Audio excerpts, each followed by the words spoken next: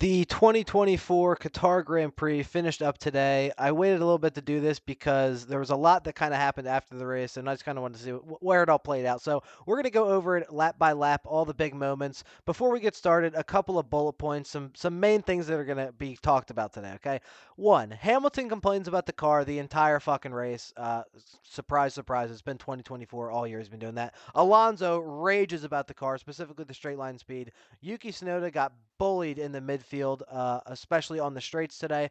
And Zhou Guanyu scores Sauber's first points of the year and matches the same amount of points that Perez, 4 points, that Perez has in the last 5 races. So all of that today. Obviously, it's a fucking crazy race if Zhou Guanyu scoring points. So let's get started right away with lap one. The top three all get a good jump. Russell looks like down the straight like he's a little bit ahead, but once they get into the turn, they go three wide. Verstappen's in the middle, Norris on the inside, and Russell on the outside. Verstappen is ahead, goes through. Russell and Norris are essentially side by side, but with Verstappen between them. And because Norris is on the inside, it gets a bit of an advantage, takes second place away from George Russell, dropping him down to P3. And right after this little moment happened here, absolute carnage followed. So the Haas of Nico Hulkenberg smacked into Ocon, who smacked into Colapinto. That happened right away, turn one. Off the jump, Lewis Hamilton, false start, moved a little bit, didn't stop, kept going, and got a 5-second penalty for a false start. And then later down the lap, before the safety car came out, Lance Stroll wanted to get on the action. He couldn't be the only one not getting in an accident today, so he hits Alex Albon, who on the radio said that he had a feeling it was about to happen. So that all happens lap one. The safety car comes out. We get a restart lap five. Lap five restart. Lawson hits into Bottas down into turn one again. They just kind of slide out. They have a little like wheel tap, and Bottas kind of just goes around. I think Lawson just kind of lost it and spun, and Bottas didn't totally get like wiped out from it, but Lawson did spin out, lost a couple positions, and yeah, was just spun out right away. It kind of ruined that. Essentially ended his race at that point. Lap five, lap nine, we have Fernando Alonso raging about the straight line speed, saying that they've had the same issue for 2 years and can't fix it. Hopefully that gets fixed for them next year with Adrian Newey. Maybe a little bit more aero would help that. Or a different power unit, maybe, I don't know. But yeah, he was not happy this race about the straight line speed, and that was where the main overtaking opportunity was down that long straightaway into turn one. Later, we have Stroll ended up getting a 10-second penalty on lap 8 for that collision with Albon and retired shortly after that. So that was it for him. Lap 12, Lawson got his penalty, 10-second penalty for his collision. Lap 14, Hamilton got his penalty, 5-second penalty. And lap 16 through 20 here that we're going to see in this picture, Yuki just started getting bullied by the midfield. And by lap 16, got passed by Gasly, Alonso, and Joe. And as you can see in the picture here, lap 20 gets passed by Valtteri Bottas. Both Saubers go by and drop Yuki down into P14. So really bad day for him. Yeah, I don't know. I guess it was just a straight line speed down that straight because the Sauber did bring a upgraded front wing. I think it was the Sauber and Alpine were the only ones to bring a new front wing this week, and any upgrades at all really. So maybe that was why. But weird race for Yuki, and Lawson obviously did no better at this point. You can see on the graphic there, he's down in 17th and in last, so he did really no better. But that was a mess. Here's not the beginning maybe, but Lewis raging about the car, lap 24. Is the car broken or just like, dude? Fucking George Russell's doing fine, just like every other weekend we were complaining about it. I don't understand. And they say we're just underbalanced by the looks of it, Lewis. Like, hey, just shut up, dude. Stop being a fucking bitch.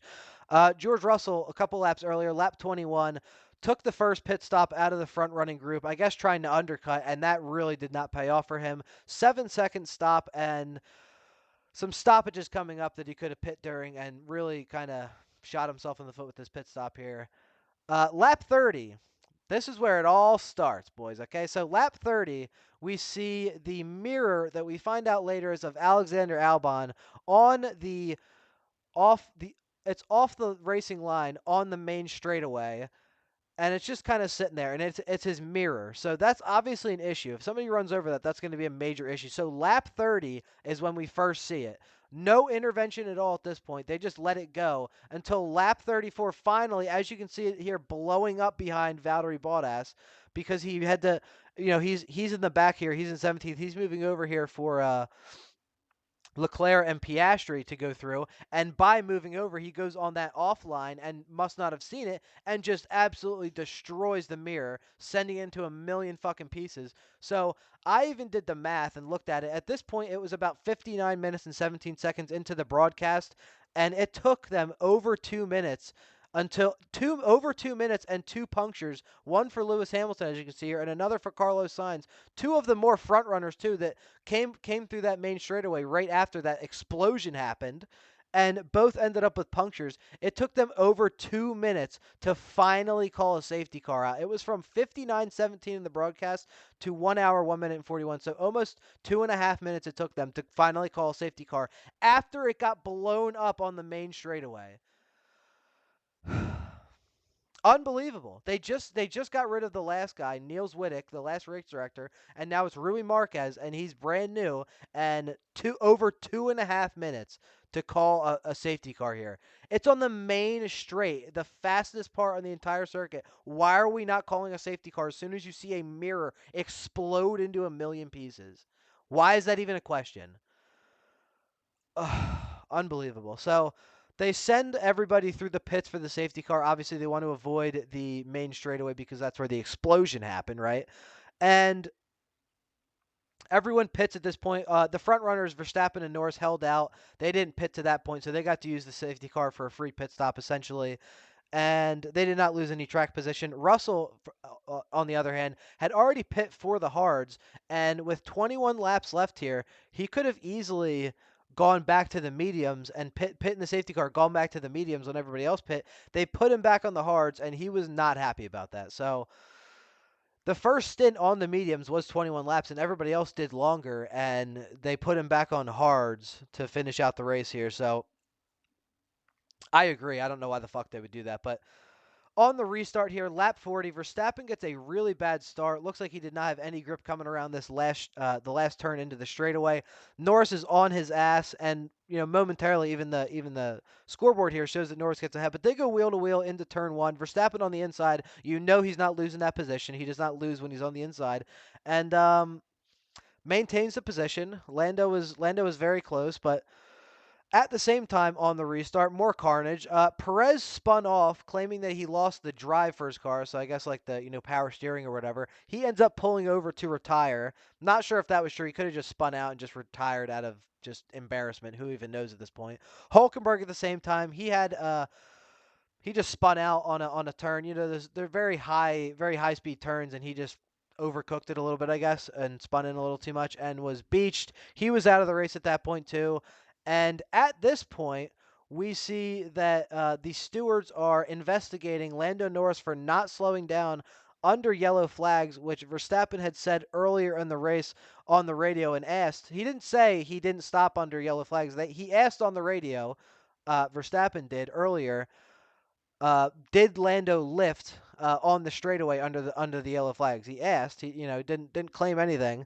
And right away, the broadcast, Jolyon Palmer specifically, the little British biased little cuck boy, he said right away, "Oh, why? I don't like that he's asking about that on the radio. Like, why do you want all these penalties just because you got a penalty yesterday?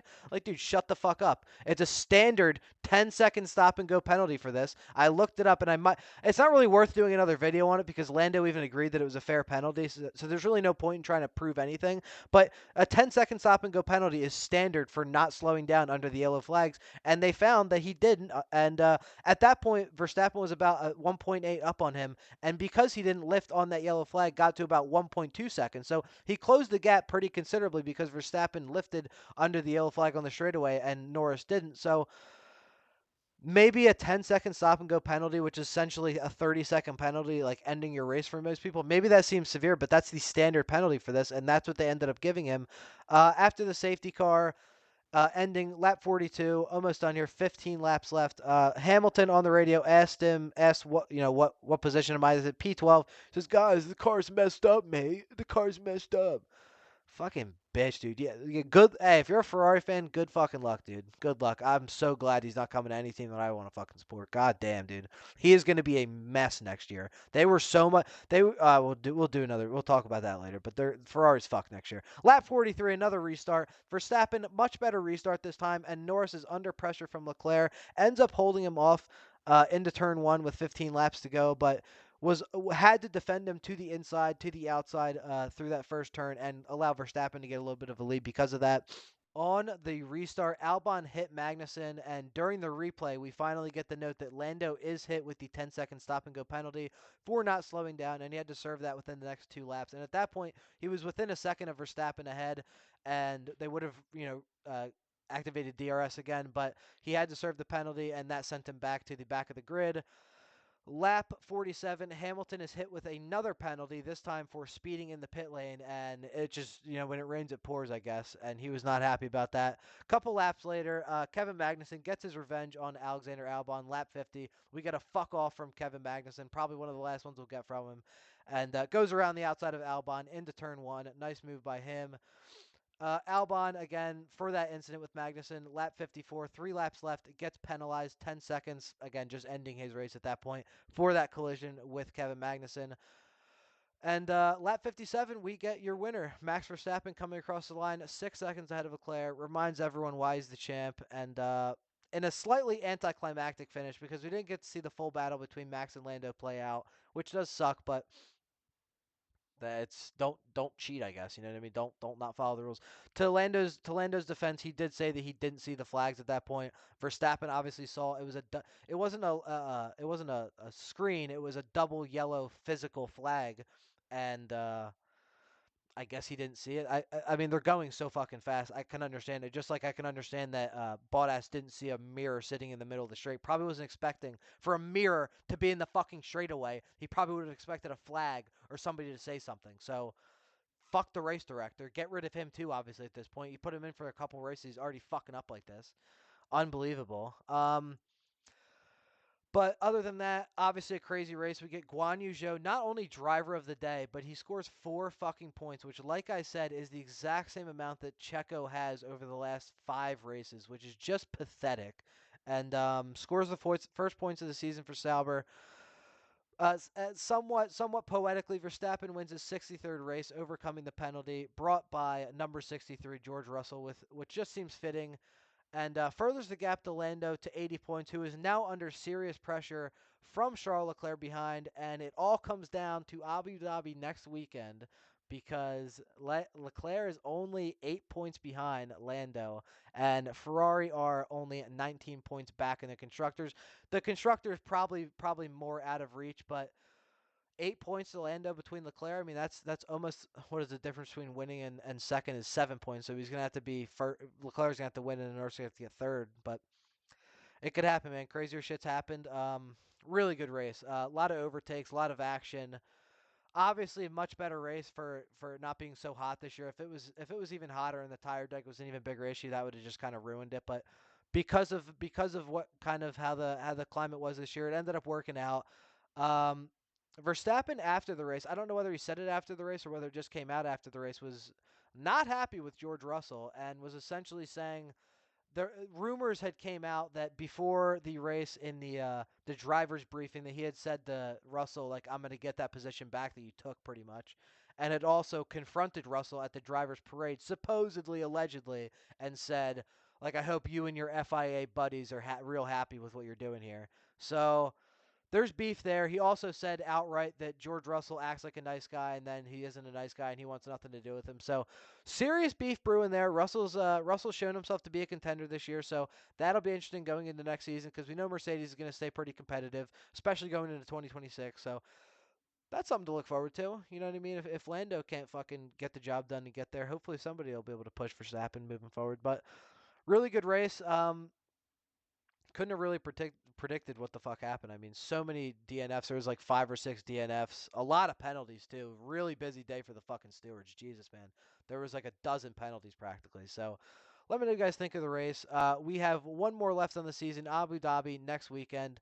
I'll be back early this week with my predictions for the race. And There's a couple things up to play. I'm sure there's some points in the midfield. I know Alpine scored some more points, some crucial points with Gasly placing ahead of Sainz. And before we finish up, actually, let me go through the final grid here. We have Verstappen, your winner, Leclerc in second, Oscar Piastri gets on the podium. In spite of Lando getting the penalty and gets third. Russell loses pole position, ends up in fourth place. That's really tough from him. Gasly gets some crucial points for Alpine, gets fifth ahead of Carlos Sainz in sixth. Alonso finally gets some more points in seventh. Dude, he's had such a tough season in that car. Finally gets it together and gets some points. Guan Yu Zhou, 4 points in eighth place. Unbelievable. Kevin Magnussen, maybe his last points in F1 in ninth. And Lando Norris, after getting bumped back to 15th after that penalty, recovers, gets back to 10th, and also gets the fastest lap, getting 2 points, which could end up being very crucial for McLaren next weekend in the Drivers' Championship. Bottas in 11th, Hamilton washed down in 12th. With like his 17 penalties that he got today. Both the V-Carbs, Sonoda and Lawson, 13 and 14 respectively. And Albon, the last certified finisher, in 15th. We have Hulkenberg, Perez, Stroll, Ocon, and Colapinto all DNF'd. Williams is just struggling at the end of the season here with all those repairs, man. Tough for them. Stroll doing what Stroll be doing. Ocon was kind of just a passenger, and so was Colapinto to Hulkenberg. So that was kind of like a little domino effect there. That took three out there. Stroll's licking windows, doing his thing, and Albon was kind of the victim of that. Yeah, we'll see what happens next week. One more race. I'll be back with more. Like the video if you like the video. Subscribe. Peace.